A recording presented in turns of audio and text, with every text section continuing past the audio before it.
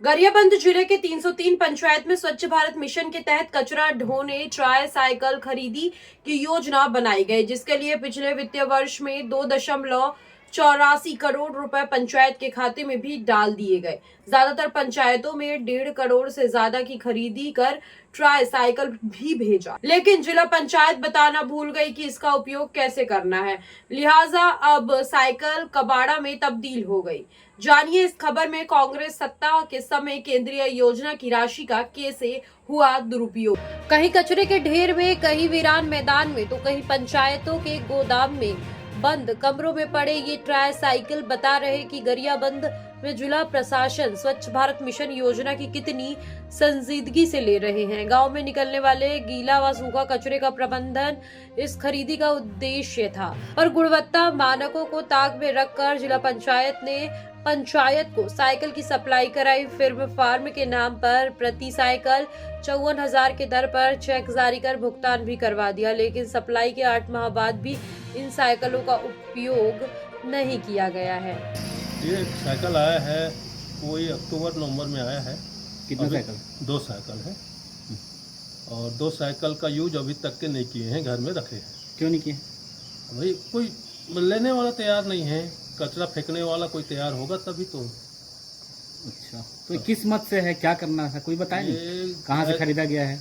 SBM वाले भेजे हैं, वहाँ से गरियाबंद से ही आया है और ये हमको वहाँ से आया, मैंने ट्रक में लोड होके आया, यहाँ उतारने के लिए बोले, उतार दिया हूँ बस। तो इसका पेमेंट वगैरह दे दिए ना, अभी चेक काट के दे दिए। चेक नहीं, कुछ दिन के बाद दिए।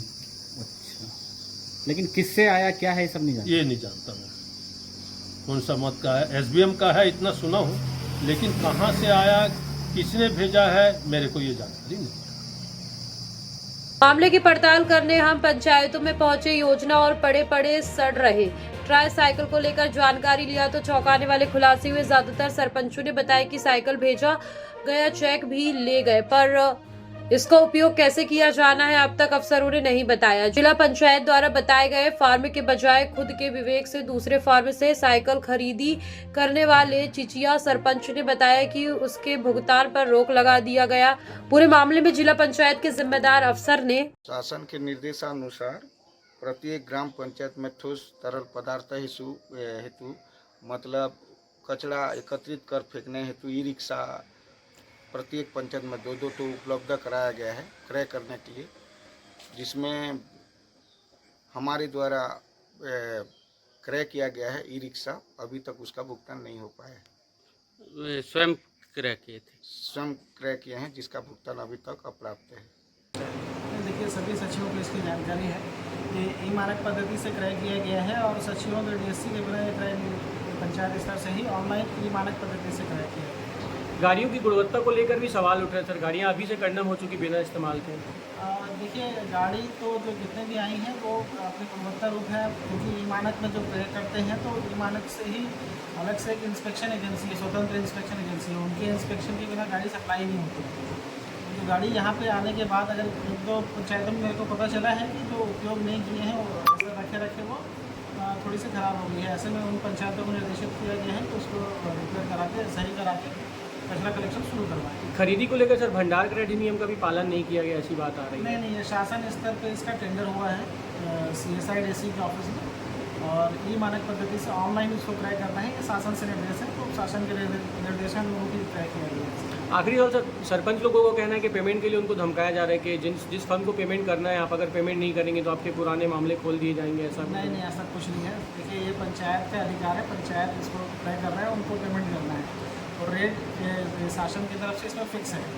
इसमें जो शासन स्तर पे टेंडर हुए हैं, इसमें जितने भी वेंडर हैं उसमें मेरे ख्याल से 15-20 वेंडर थे, सभी का समान रेट, एक समान रेट है। तो उसमें रेट में अलग अलग होने की कोई संभावना ही नहीं है कि कहीं कोई कम में दे रहा है, कोई ज़्यादा में दे रहा है। दर को लेकर भी कुछ सवाल है सर? 30,000 में मिल रही दर उसकी होनी चाहिए और 53,000 में खरीदी की गई है। अब वो देखिए, ज़िला से तो इसका टेंडर हुआ नहीं है, शासन स्तर पे ही हुआ है CSI DC के ऑफिस में, तो वहाँ से ही टेंडर हुआ, वहाँ से ही दर निर्धारित हुआ, तो उसमें तो मैं कुछ नहीं बोल सकता। 5 साल सत्ता में रहते हुए कांग्रेस सरकार के केंद्रीय मद के अभाव में दुहाई देती रही, पर जिस योजना में पैसा मिले उसका सदुपयोग कराने भी नाकाम रही। गरियाबंद के केंद्रीय मद में हुए इस खरीदी की जांच हुई तो आज उस वक्त सत्ता में बैठे लोग और उसके इशारे पर खेला करने वाले अफसरों पर आएगी। पुरानी सरकार में खड़ी करप्शन के किले को ढहाने अब की सरकार को एक ईमानदार प्रयास की जरूरत है।